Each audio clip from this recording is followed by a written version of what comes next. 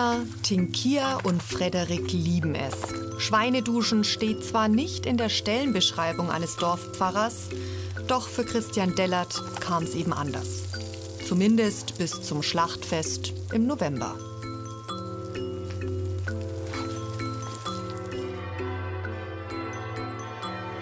Es ist Kerwa in Aufkirchen.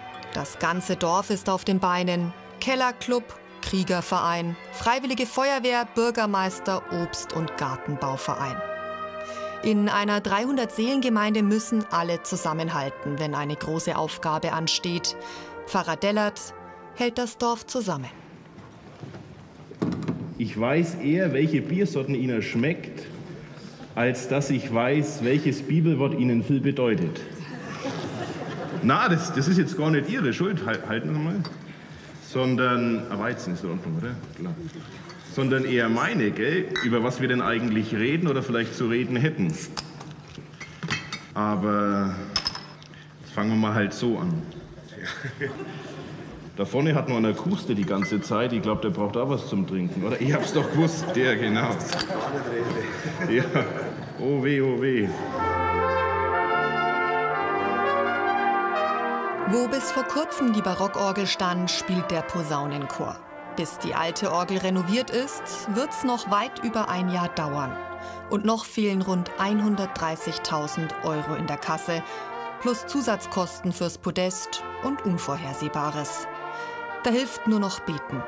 Und der Verkauf von Orgelwein. Die Johanneskirche hat dem Ort seinen Namen gegeben.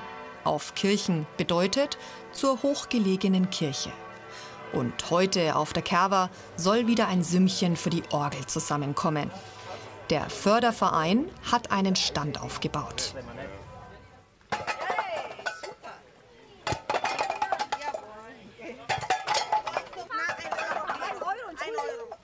Kassiererin Nicole Strölein hat mit ein paar Frauen aus ausgedienten Orgelpfeifen Gestecke gebastelt.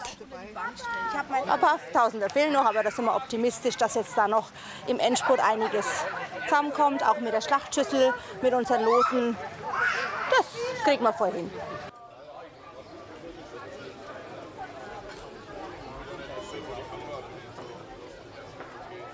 Fritz Weinländer weiß, wie man die Leute überzeugt. Darf ich euch mit Faschweinlose beglücken? Na. Der Hauptpreis ist ein ganzes Schwein, geschlachtet und portioniert. Okay. Der zweite Preis sind 2 Musical-Karten für Hamburg. Und dann gibt es noch viele weitere Wurst- und Fleischpreise. Insgesamt gibt es 100 Preise. Es steht auch drauf, wann die Verlosung ist.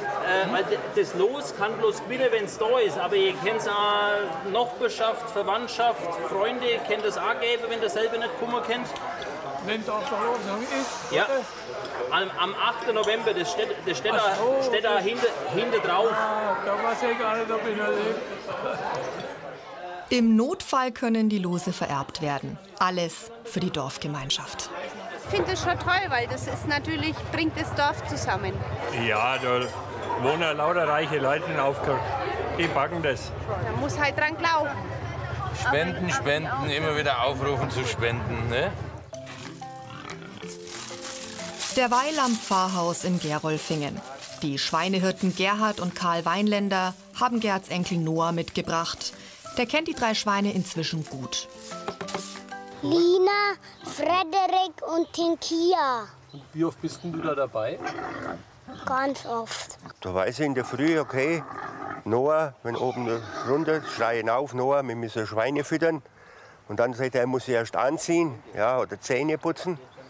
Ja, und dann fahren wir da rüber und dann nimmt er sein Kraftfutter, sein Eimerle. Abends füttert es meistens der Karl. Und wenn der nicht da ist, dann sprechen wir sie ab. Und dann hat dann unser Vater, der Auskäufer, ja, das ist jetzt dann der Ersatzschweinehirt. Und wenn wir jetzt einmal an einem Sonntag, weil der Posaunenchor nicht spielt oder nicht in die Kirche kommen, dann sagst du, warst jetzt nicht in der Kirche. Sage ich sehe den Pfarrer jeden Tag. Sage ich, wir haben Privataudienz. Jetzt gehen die Tinkia manchmal. Und so fristen die 3 Duroc-Schweine noch ein Lotterleben. Vom Schlachtfest im November wissen sie ja zum Glück noch nichts.